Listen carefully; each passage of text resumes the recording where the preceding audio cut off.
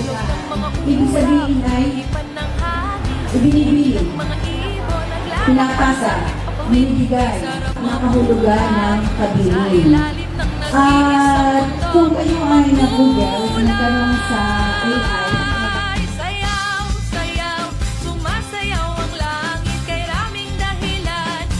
hindi lamang sinasabi, kundi dinadamdam, sinasabuhay.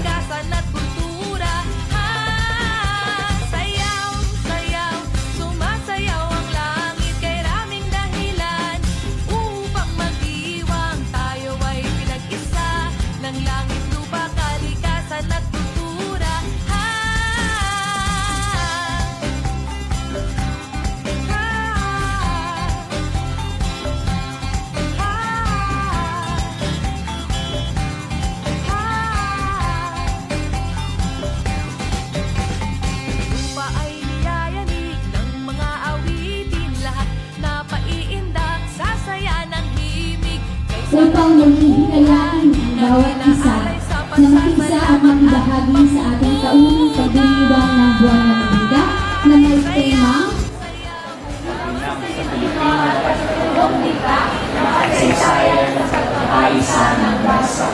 Napakalaga ngayon ang kayatin ang mga mag-aaral na muling balikan at mag-usisa sa nakaraan na humugot sa kanilang kasalukuyan, lalo na sa pamamagitan ng pag-unawa sa kasaysayang lokal at pagkilala sa mga tahimik na bayani ng komunidad.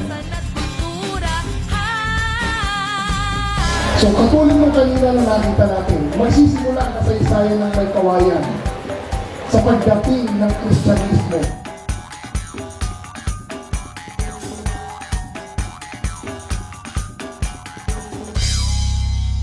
Sayaw, sayaw, sayaw, sayaw, sayaw, sayaw, sumasayaw ang langit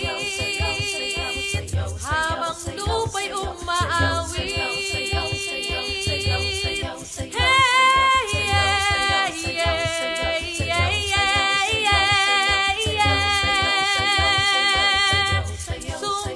itampok ang mahalagang papel ng wikang Pilipino sa mga katutubong wika sa pagbuo ng pambansang pagkakakilanlan at pagkakaisa ng sambayanan.